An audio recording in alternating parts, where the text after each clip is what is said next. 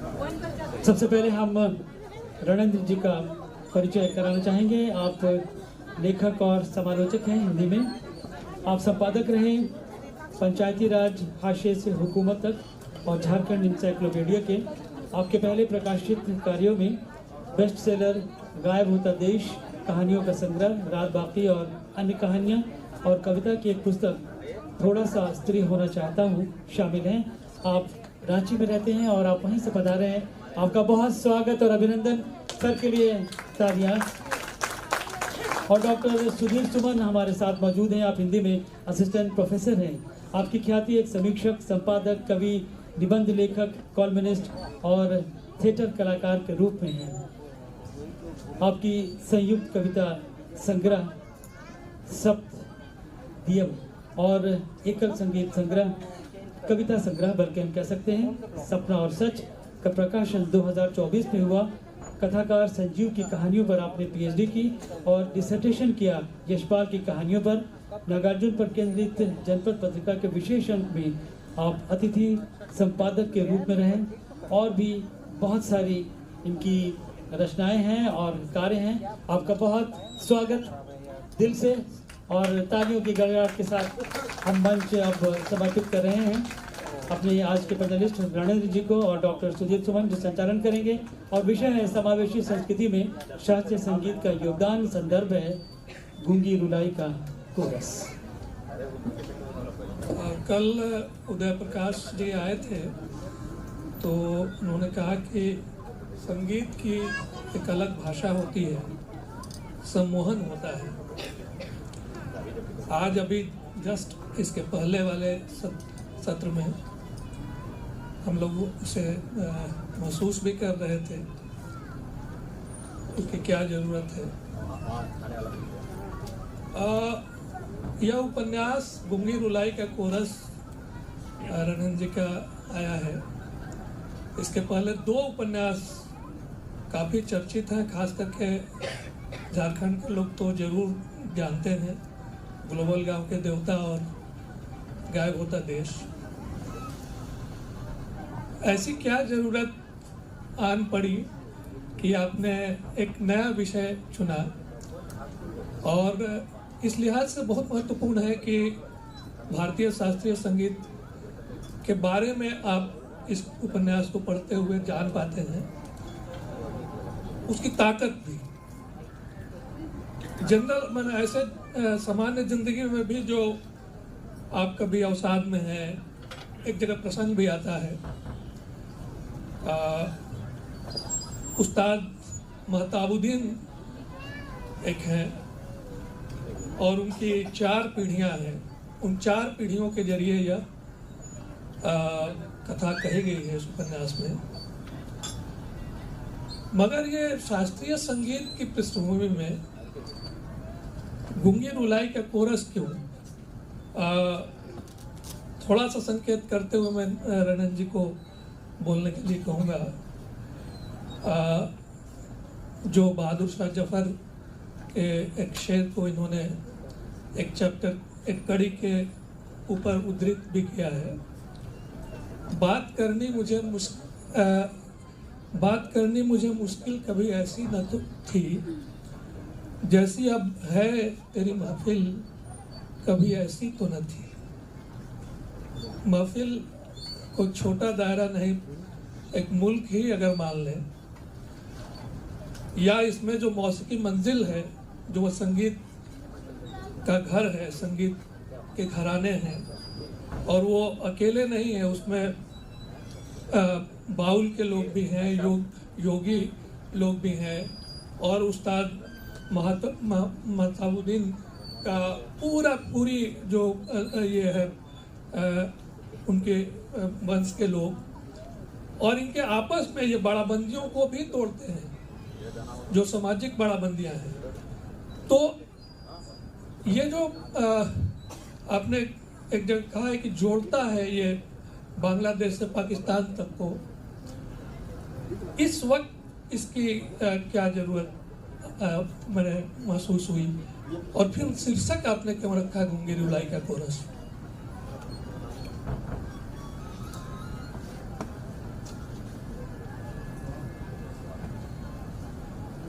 जोहार सबों को, और फिर से आभार जिला प्रशासन के प्रति और इस कार्यक्रम की खूबसूरती के लिए भी।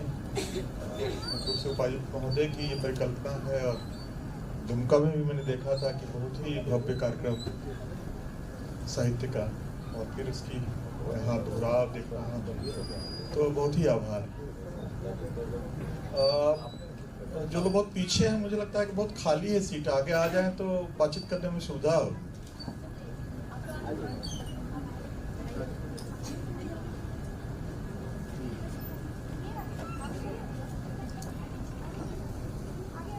एक तो सवेरे से सुनते सुनते सबसे आखिरी सत्र है, थक गए हैं लोग, चले भी गए लोग हैं, लेकिन घर के लोग हैं, इसलिए कोई बात नहीं है। सुधीर जी ने जो बात कही कि इसकी आवश्यकता क्यों पड़ी इस उपन्यास को लिखने की, और इसका नाम गूंगी रुलाई का कोरस क्यों। एक तो जो पहचान की राजनीति हमारे यहाँ पूरी दुनिया में 80 से 1980 से विकसित की गई, क्लास पॉलिटिक्स से या आर्थिक आधार पर बातचीत नहीं हो, चीजें डाइल्यूट करें, उसके लिए दो तरह की राजनीति प्लान की गई। एक पॉलिटिक्स ऑफ आइडेंटिटी, पहचान की राजनीति, दूसरा जो है वो एनजीओ की राजनीति। तो राजनीति अब बढ़ते बढ़ते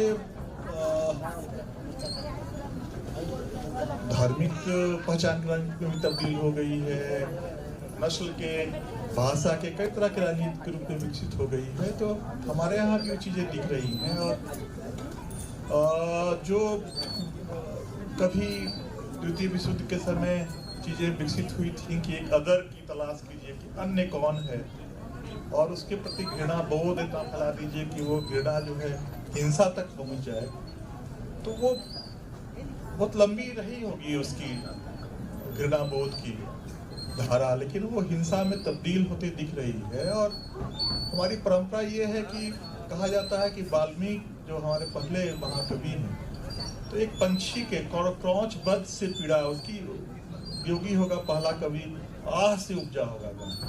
तो एक पंछी की पीड़ा से एक महाकाव्य हमारे यहाँ जन्म लेता है, पहला महाकाव्य।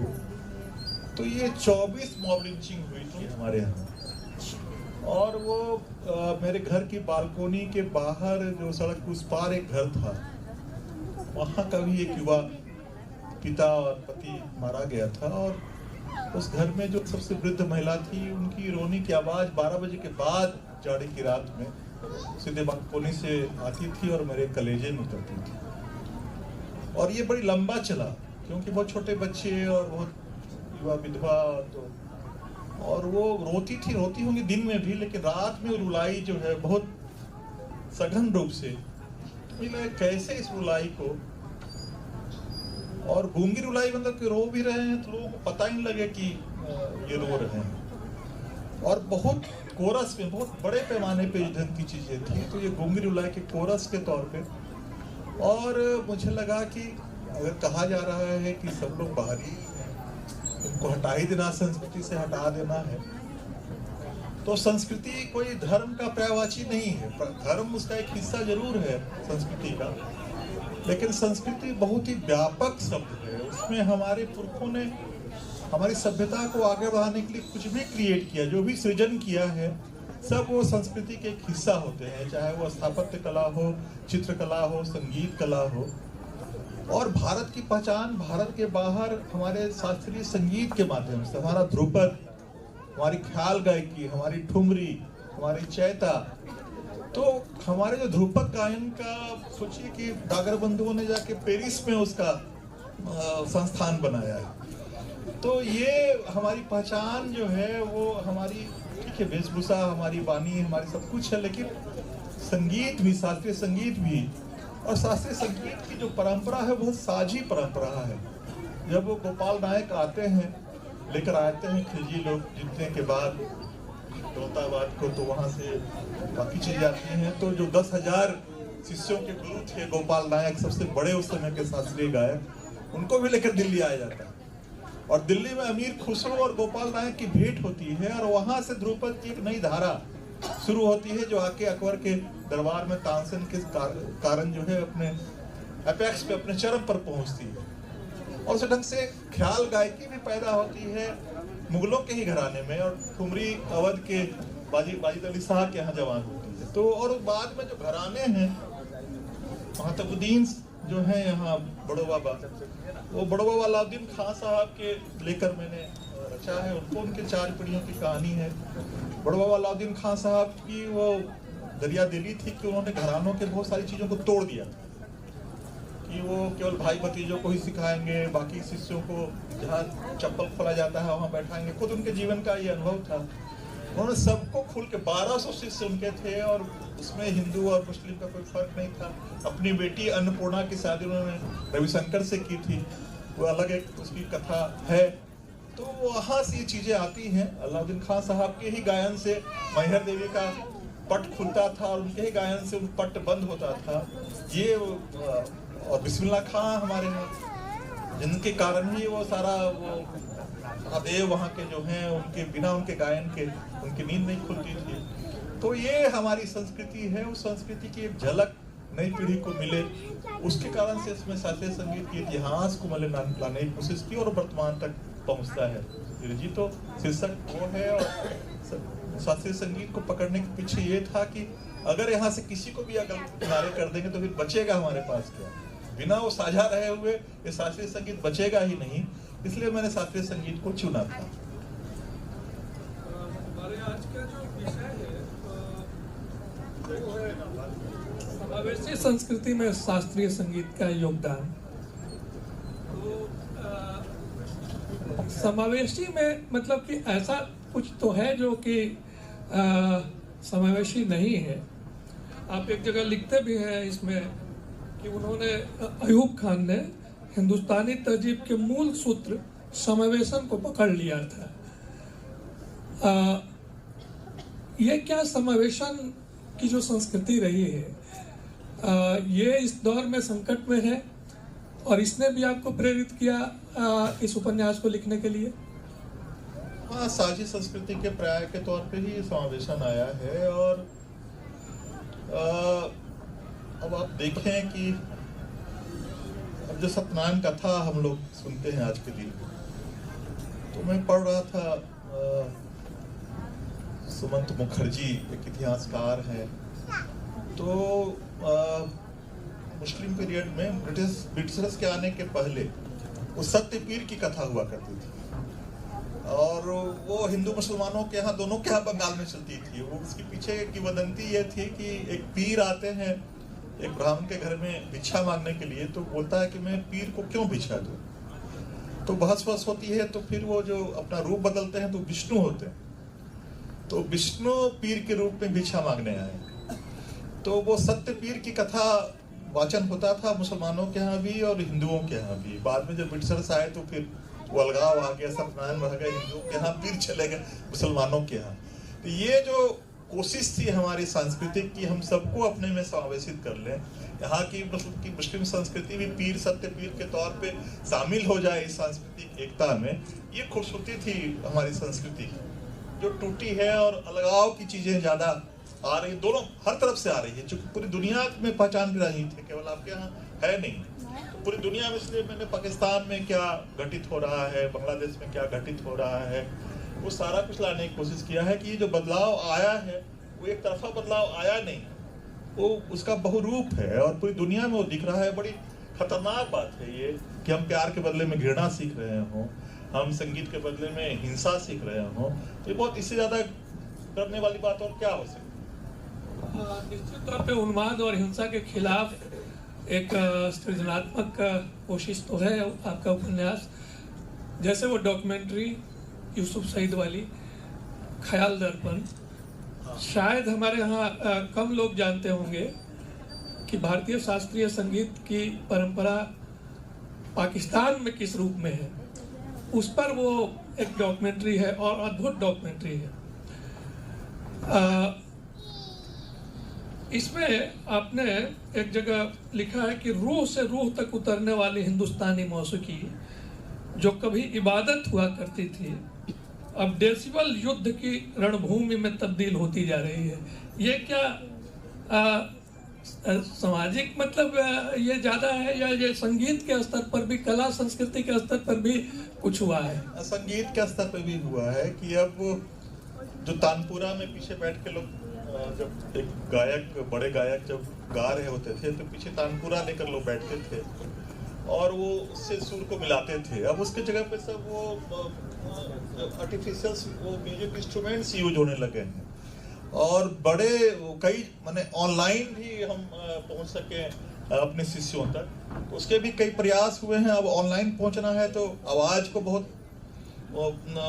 पिच को बहुत आगे ले जाना है, वॉल्यूम बहुत बढ़ाना है, तो उसकी नैसर्गिकता खत्म हो गई है इंस्ट्रूमेंट्स के कारण से। ठीक है कि ऑनलाइन आप एक साथ विदेश के भी शिष्यों को पढ़ा रहे हैं और अमेरिका में भी पढ़ा रहे हैं, लोग पढ़ रहे हैं, सीखने की कोशिश कर रहे हैं, लेकिन उसकी जो आत्मा थी कि वो कुछ एकांतता का बोध था, कुछ अंदर उतरने का बोध था, जो रूह की बात थी, रूह तो कम से कम इस इंस्ट्रूमेंट से कारण गायब हुई है, वो उसके कारण से है। लेकिन एक खूबसूरती इसकी ये है कि वो अगर राग कोई है तो वो राग जो गाया जा रहा हो, बांग्लादेश में गाया जा रहा हो या पाकिस्तान में गाया जा रहा हो, उसके वही आलाप होंगे, वही स्वर होंगे। अगर वो ख्याल गायकी के बोल हैं तो बोल वही होंगे, बोल बदल नहीं जाएंगे।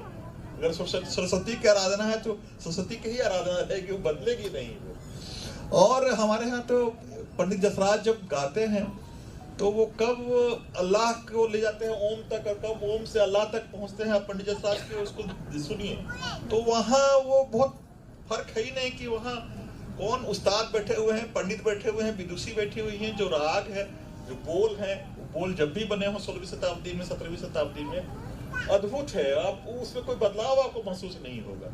ये बड़ी खूबसूरती है और ये है सौंदर्य। अभी बैजू बावरा के जरा लिखित जो ख्याल गायकी है या गायन है वो भी यूट्यूब पर मिल जाता है कि बैजू बावरा ने क्या लिखा था और कैसे गाया गया था। तो तकनीक का अपना कमाल भी है, लेकिन तकनीक कुछ ढंग की चीजें, रूह से रूह वाली चीजों को तोड़ भी रही है। अभी एक बड़ा उत्सव गुजरा है। एक समय था कि वहाँ शास्त्रीय संगीत के मैंने संगीतकारों को, गायकों को बुलाया जाता था दुर्गा पूजा आयोजनों में, खास करके बांग्ला पृष्ठभूमि जो है इस उपन्यास में, और वो अद्भुत है। मतलब उसे उसके लिए भी पढ़ना चाहिए इस उपन्यास को। तो अब वो परंपरा लगभग धीरे धीरे खत्म होती जा रही है। यह तमाम उत्सवों में जो गीत बज रहे हैं वो या तो पैरोडी हैं या बहुत ही मतलब कि एक आक्रामकता और उसमें वो कोमलता है ही नहीं। ये आपको क्या लगता है? और रचना के स्तर पर भी जैसे कुछ मौलिक, भक्ति संगीत में कुछ मौलिक नहीं रचा जा रहा है। एक्चुअली है क्या कि जो बाउल आए हैं इसमें तो बिहार और उत्तर प्रदेश के लोगों का अनुभव नहीं होगा, लेकिन जो झारखंड में रहते हैं और जो हमारा सीमा क्षेत्र है बंगाल का, और खास करके बोकारो धनबाद जो मानभूम का हिस्सा हुआ करता था, ये धालभूम का भी, आपका जमशेदपुर का भी जो इलाका है, वहाँ बंगाल की संस्कृति है। तो बंगाल की संस्कृति की खासियत से भी हम लोग, बाउल एक ऐसा संप्रदाय था क्या, जहाँ 3 त्रिवेणी थी वहाँ पे। वहाँ वो सहजिया बौद्ध भी थे, वहाँ वैष्णव धारा भी थी और सूफी धारा भी थी, तीनों मिलके बाउल बनाते थे। वहाँ आप नवाज भी पढ़ सकते हैं और आप भजन भी गा सकते हैं, कोई मनाही वहाँ आज के दिन भी नहीं है। दोनों संप्रदाय के लोग बाउल संप्रदाय में होते हैं लोग, और वो बड़ी समावेशी, बहुत मिला जुला वो है वहाँ पर। बाउल में बहुत भेदभाव है नहीं, और इसलिए हमारा नायक जो है इसका कोमल कबीर जो है वो बाउल परिवार से आता है। और नाथ संप्रदाय में कनफटा जो जोगी होते थे, भरथरी गाने वाले, उसमें पूर्वी उत्तर प्रदेश के बहुत सारे मुसलमान लोग हुआ करते थे। गांव का गांव जो था वो कनफटा जोगी और भरथरी गाते हुए, कपड़ा वो मांगते हुए गांव में घूमता था। अब माहौल ऐसा 20-25 साल में बदला है कि दोनों तरफ के लोग, मस्जिद में उसको बोला जाता था कि तुम गड़वा बस पहन के क्यों आ रहे हो मस्जिद में, और जो युवा हिंदू युवा हैं वो कह रहे थे कि भाई तुम मुसलमान हो कि तुम भजन काहे गा रहे हो। तो जो चीजें मुगल काल में खत्म नहीं हुई, जो चीजें ब्रिटिश काल में खत्म नहीं हुई, पिछले 20-30 सालों में खत्म हो गई। अब कोई नहीं बचा है मुस्लिम गांव से। इस पे वो मनोज सिंह जी ने पूरा काम किया था, डॉक्यूमेंट्री उनकी है, लेखन भी है उस पे कि कैसे धीरे धीरे ये परंपरा खत्म हुई। बड़ी खतरनाक है। बंगाल की अपनी विशेषता के कारण बाउल अभी भी बचे हुए हैं, लेकिन वो कनफटा जो मुसलमान भरथरी गाने वाले लोग थे अब नहीं है। तो एक पूरी संस्कृति का मर जाना, एक मृतक हो जाना जो इतने हजारों साल से चलती। कहिया गोरखनाथ जी का कितना पुराना है वो संप्रदाय, और वहाँ से जुड़ाव कितना पुराना रहा होगा। बौद्धिज्म के बाद से नाथ संप्रदाय, अब सोच लीजिए, तो नाथों की भी बहुत लंबी परंपरा है। वो परंपरा आज नष्ट हो गई, लोग कट गए उससे। तो ये एक बहुत पीड़ा है, वो भी एक रुदन है, वो भी एक रुलाई है जो इसमें आई है वो। और है क्या कि जो अब शास्त्रीय संगीत लोगों को लगता है कि तुरंत हमको वो लोकप्रियता चाहिए और हमारे चीजें तुरंत बिकें और हम तुरंत अरबपति वगैरह बन जाए या फेम हो जाए। तो उसमें तो बहुत पॉपुलर चीज है, आपको बहुत उसमें शास्त्रीय संगीत में तो आपको वो पंडित और उस्ताद बनने में पूरा जीवन बीत जाता है। आप 10 साल 11 साल की उम्र से रियाज करना शुरू करते हैं, मालूम होता है कि 60 साल की उम्र में आपको लोग जानना शुरू कर रहे हैं। तो ये 40-50 साल की रियाज के बाद आपको यहाँ तो 40 दिन 50 दिन की प्रतीक्षा नहीं करना है। आज लिखना है और आज उसको यूट्यूब पर उस पर सोशल मीडिया में डालना है, कल उसको वायरल होना है, परसों लाखों रुपया बरसना है। तो ये आज में जीने का जो है ये जो चक्र है वो सारी चीजों को डाइल्यूट कर रहा है, वो सारी चीजों को बहुत ही विरूपित कर रहा है। और अब संस्कृति का प्रसार है, वो संस्कृति है ही नहीं है। तो उससे हम क्या उम्मीद करें कि वहाँ मौलिक होगा, वहाँ राग रागनियाँ होंगी, वहाँ काल और मौसम के अनुसार से राग बदलेगा। उनको क्या काल से और मौसम से मतलब है, उनको तत्काल से मतलब है। जहाँ तत्काल है वहाँ न काल होगा न मौसम। अभी इसके पहले वाले सत्र में मृत्युंजय जी बहुलवादी समाज की बात कर रहे थे। कुछ कहानियों की जगह आम लोगों को जुड़ा तो उसमें इस बहुलवादी संस्कृति के निर्माण में शास्त्रीय संगीत की जो भूमिका है, क्योंकि देखिए ये अभी हमारे समय के एक बड़े राजनीतिक विद्वान हैं, उन्होंने कहा कि एक समरसतापूर्ण समाज वो है जिसमें प्रभुत्व और हिंसा जैसे हालात को खत्म कर दिया गया हो, और जहां किसी के पास भी दूसरे के ऊपर आधिपत्य जमाने की लेश मात्र भी इच्छा ना हो। वह अशोक वगैरह के सब पूरे दौर की चर्चा करते हुए उनकी कोशिशों की, तो ऐसा समाज बनाना तो एक प्रयास, मैंने ये तो बना बनाया समाज नहीं होता है, उसके लिए कोशिश लगातार करनी होती है। तो एक आपने इसमें बार बार इसकी ओर ध्यान आकर्षित किया है कि ये काम ये शास्त्रीय संगीतकार जो हैं अपने धरातल पे कर रहे हैं, वो बोलते भी हैं इस बात को। हाँ वो है वो, और वो चीजें तो डाइल्यूट हो रही हैं। जैसे पटना के ही दुर्गा पूजा का जो 10 दिनों का होता है, तो उसमें जब हम लोग किशोरावस्था युवावस्था में थे तो कई पंडालों में जो है शास्त्रीय संगीता के लोग ही आते थे और वो रात भर कार्यक्रम चलता है। तो कुछ न कुछ लोगों के कान में जाता होगा, लोग संस्कारित तो होते होंगे, तो वो चीजें बंद हो गई। तो अब जो मास को जा रहा था कि अब वहाँ इन राजम वायलिन बजा रही हैं और आम लोग भी बैठ के सुन रहा है, कम से कम इन राजम से तो परिचित होता था, वायलिन के कुछ धुनों से तो परिचित होता था। प्रतिमा वेदी ओडिसी करती थी, या बिस्मिल्लाह खां साहब आते थे, विलायत खां साहब आते थे।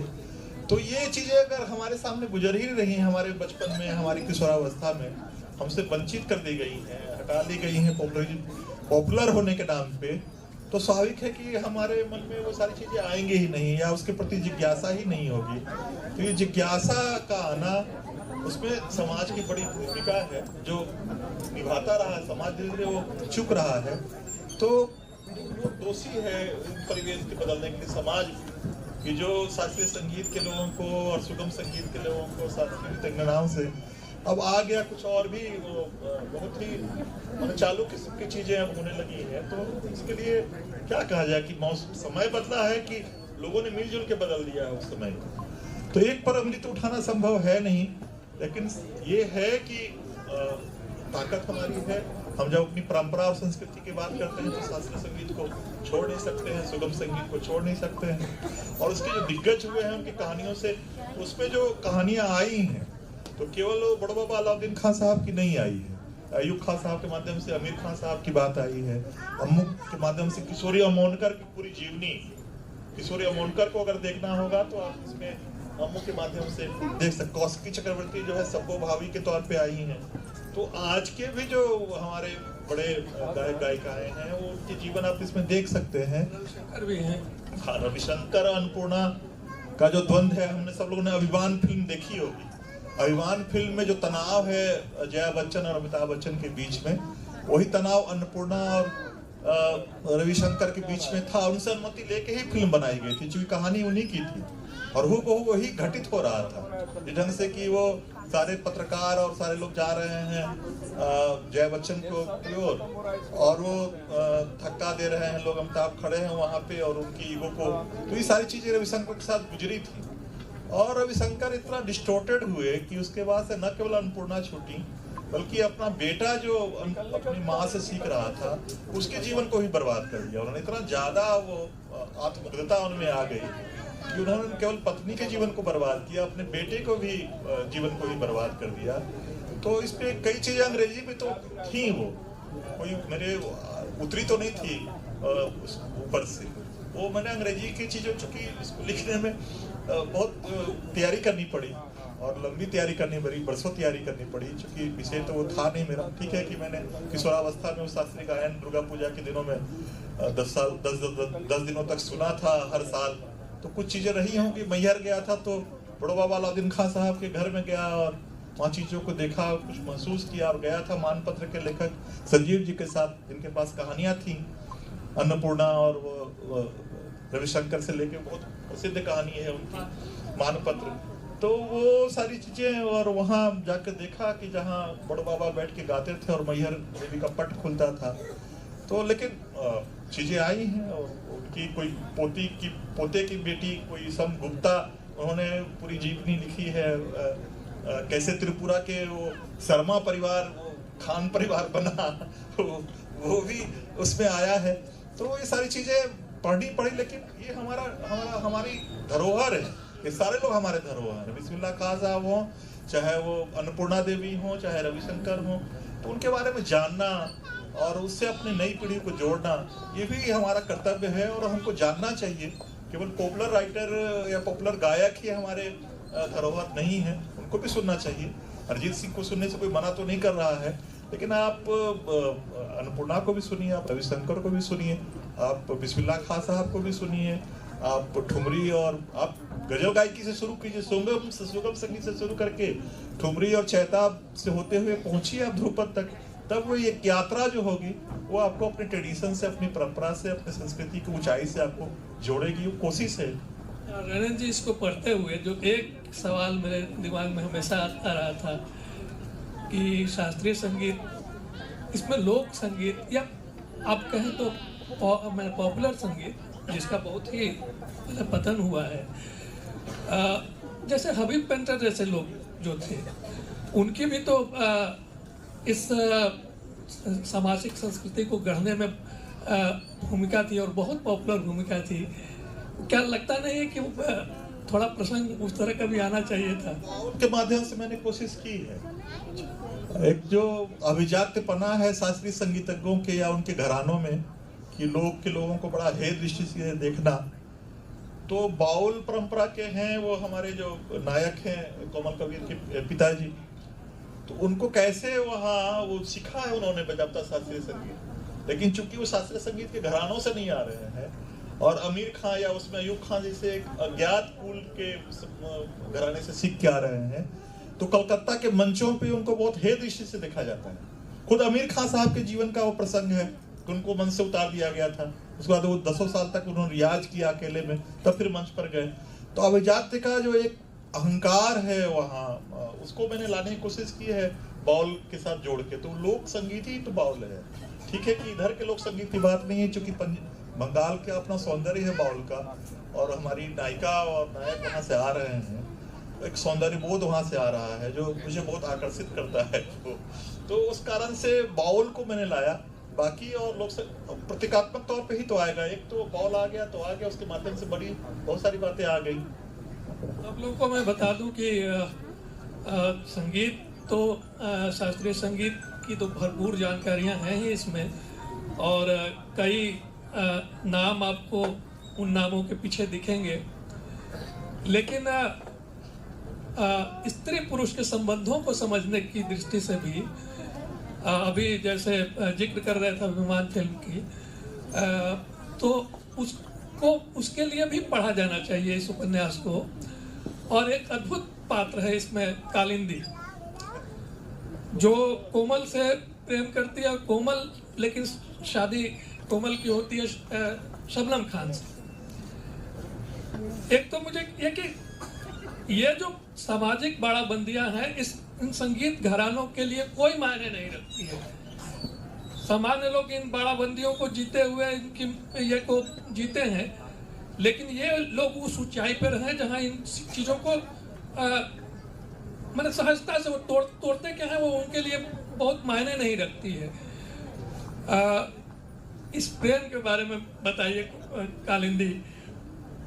वो एक तो आप फिक्शन लिख रहे हैं, उपन्यास लिख रहे हैं, और उपन्यास में अगर प्रेम का कथा नहीं हो तो पाठक क्यों पढ़ेगा? वो शास्त्रीय संगीत की कोई किताब उठा के नहीं पढ़ लेगा, आपका उपन्यास से क्यों पढ़ेगा? तो स्वाभाविक है कि प्रेम कथा होनी चाहिए। और मनोज कुमार की फिल्मों में जितनी नायिकाएं होती है सब मनोज कुमार से ही प्यार करती है। आप उनकी फिल्मों को उठा के देख लीजिए, 2-3 नायिकाएं होंगी और सब मनोज कुमार से ही प्यार करेंगी। तो एक ऐसा भी धुरंधर नायक है जिससे सारी नायिकाएं प्यार कर रही हैं। तो सब्बो खान तो प्यार कर ही रही हैं। कालिंदी एक्चुअली उनके मामी की भाई की बेटी है, और एक विवाह में होता है हम लोग के यहाँ, विवाह में वो चूंकि इंजीनियरिंग पढ़ रहा है और सुंदर भी है और अच्छा गायक भी है गजब का। तो उनकी मामी जितनी थी, 5 मामियाँ थी, हर के घर में एक भतीजी थी। हर लोग चाह रहा था कि हमारी भतीजी से, उसमें कालिंदी जो है वोकल थी, और वो जबरदस्ती अपना वो बड़ा संकोची एक छोटे से कस्बे का, तो वो ये तो भूल जा रहा है, या सबो भी बहुत पजेसिव होके ही प्यार करती हैं उनसे। वो बेचारा तो बड़ा इनोसेंट है, लेकिन वो कालिंदी नहीं भूल पाती है, और वो प्रेम कथा चलते रहती है। और उपन्यास इसी कारण से बढ़ता रहता है। उपन्यास को बढ़ने के लिए भी कुछ प्रेम कथा चाहिए थी। तो फिर कालिंदी लौट के आती है, इसके संघर्ष का साथी बनती है, और वो हत्या के बाद भी वो साथ में, फिर दोनों साथ में आते हैं। तो उपन्यास को बढ़ाने के लिए, और इस ढंग के जीवन में इस ढंग की प्रेम कहानियां होती हैं, और इस ढंग की चीजें होती हैं कि किसी शादी में गए हैं आप ननिहाल वगैरह, और वहाँ कुछ चीजें इस ढंग से घटित हो जाती हैं और आपका पीछा करती हैं दूर तक। वो तो है, और उस उपन्यास में भी है। अच्छा, ये कल से आज तक संगीत और भाषा दोनों का जिक्र लगातार होता रहा है। आपने इस उपन्यास का, उसको चैप्टर कहें या कड़ी कहें, हर कड़ी में अपभ्रंश से लेकर के हिंदी, उर्दू, फारसी, ये बांग्ला, इन सब के कविताओं का इस्तेमाल किया, क्या सोच के? और आपने तो औरंगजेब तक की ये को आप बड़ा ऐसा कुफ्र क्यों कर दिया? एक्चुअली है क्या कि कुछ पूर्वाग्रह हमारे मन में रहते हैं, बना दिए जाते हैं। समाज के अपना मनोविज्ञान होता है, और समाज गढ़ता है हम लोगों को। अगर प्यार भी देता है तो कुछ हमारे मन में कुछ घृणा बोध भी बैठा देता है। तो औरंगजेब के साथ कुछ वैसा ही है। औरंगजेब ने भी प्यार किया था, प्यार में असफल हुआ था, उसने भी कविताएं लिखी थी, तो वो कविता लिखी गई है। और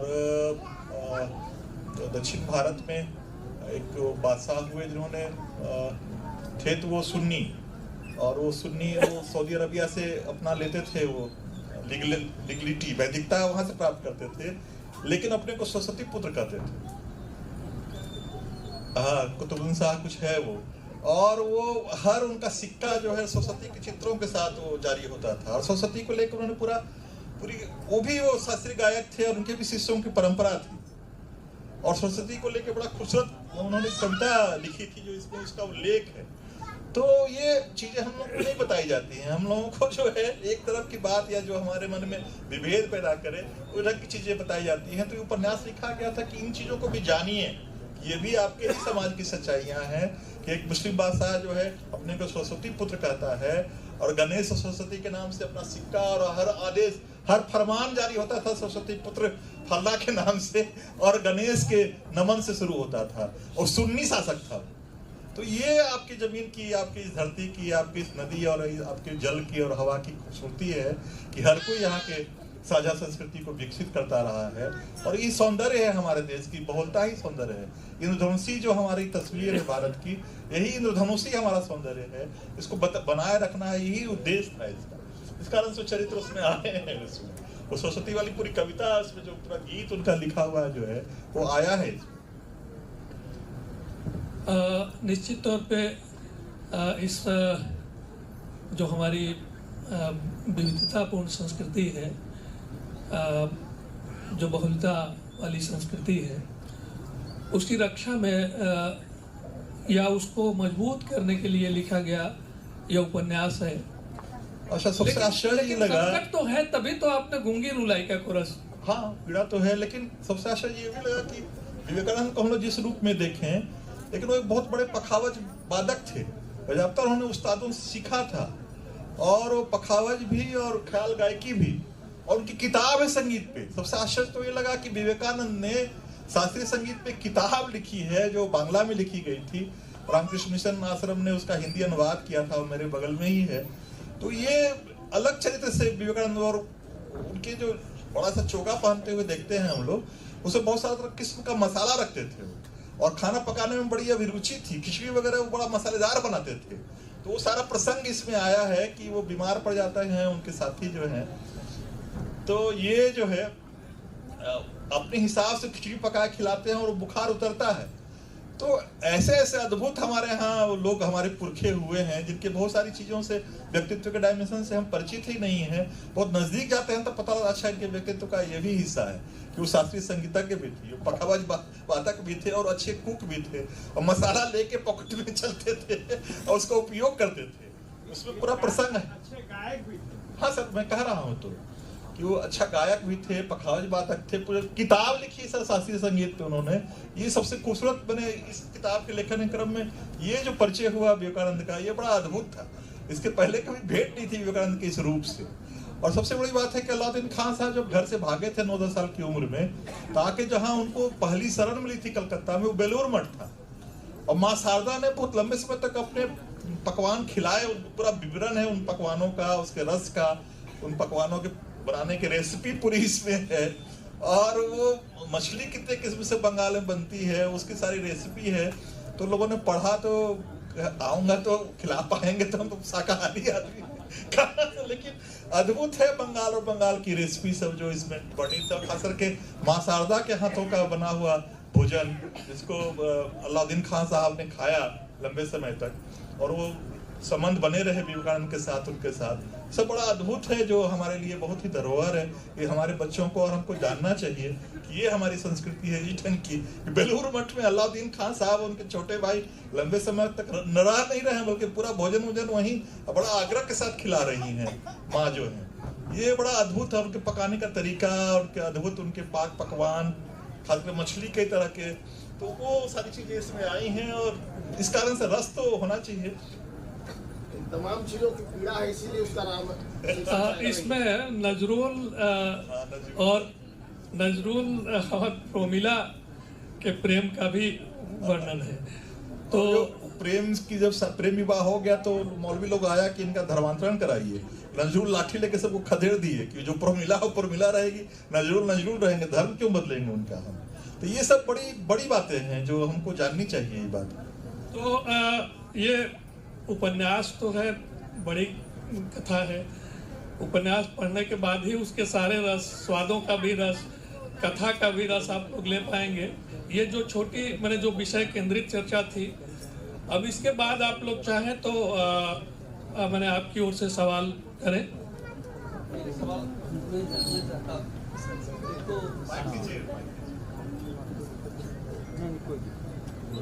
शास्त्रीय संगीत में वादी और संवादी स्वरों के माध्यम से जो रचनाएं होती थी, जिसको शायद सबसे ज्यादा महत्व इसमें दिया गया है, उससे जो संवाद खड़ी की जाती थी, उस संवाद की परिपाटी अभी शिथिल हुई है या वो चल रही है। और दूसरी एक इसी के साथ छोटा सा प्रश्न कि इस उपन्यास में हम रणेंद्र को किस पात्र में खोजें, क्योंकि हर रचना में तो रचनाकार कहीं न कहीं होगा, तो इनमें किस पात्र में हम रणेंद्र को खोजें? धन्यवाद। कमल कबीर के तौर पे देख सकते हैं, और अपनी कालिंदी को मैंने भेजा था ये उपन्यास।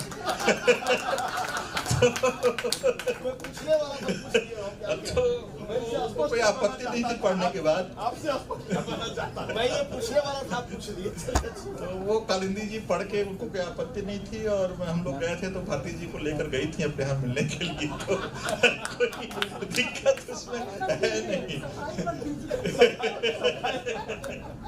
विविधता का जो संकट आया है, विविधता भारत की विविधता ही उसकी पहचान, और ये केवल विचार में नहीं, कविता में नहीं, पूजा में नहीं, देवी देवता में नहीं, लेकिन संपूर्ण रूपों में अभिव्यक्त होती है। यहाँ तक कि इस्लाम भी यहाँ पूरे शिद्दत के साथ जो है विकसित हुआ, और अच्छे ढंग से विकसित हुआ। ईसाई जीसस क्राइस्ट भी यहाँ पर बड़े अच्छे ढंग से जो है मंगाल में उसको माना गया। तो अभी जो संकट आ रहा है उस पर जो है कुछ विचार होना चाहिए, सिंथेसिस विचार होना चाहिए। ये सर उपन्यास उसी पे केंद्रित है, कृपया इसको पढ़ें, आपके प्रश्न का उत्तर मिल जाएगा। ये उपन्यास उसे लिखा ही गया उसी कारण से। एक मेरा सवाल है सर कि आपने जो ये उपन्यास लिखा है उसमें संगीत का तो बहुत अच्छा ही हमें ज्ञान होगा, हम पढ़ेंगे और लोग भी पढ़ेंगे तो, लेकिन एक थोड़ा सा पर्सनल भी कहेंगे, और हमारी मतलब एक इच्छा है कि आप बताएं इसके बारे में कि आपके घर में एक इतने अच्छे कलाकार हैं और भारती मैम को हम पर्सनली जानते हैं, तो आपकी अगर मतलब आप अगर कुछ अगला रच रहे हैं तो क्या आप चित्रकारी पे लिखेंगे, और क्या आपके हाँ वो तो मैं बता सकती हूँ कि भाई उनका क्या हो, हाँ उन्होंने जो भी अपने कैनवास से बनाया है तो जाहिर सी बात है कि मैम का है, लेकिन क्या आप उसमें दिख रहे हैं और आप उससे किस तरीके से? मैम एक जनगढ़ सिंह श्याम चित्रकार हुए हैं गोंड शैली के, और जब भारत भवन में स्वामीनाथन आए, जे स्वामीनाथन, तो वो गांव से उनको लेकर गए, और गोंड लोगों में एक उपजाति होती है प्रधान, तो प्रधान जो उपजाति थी वो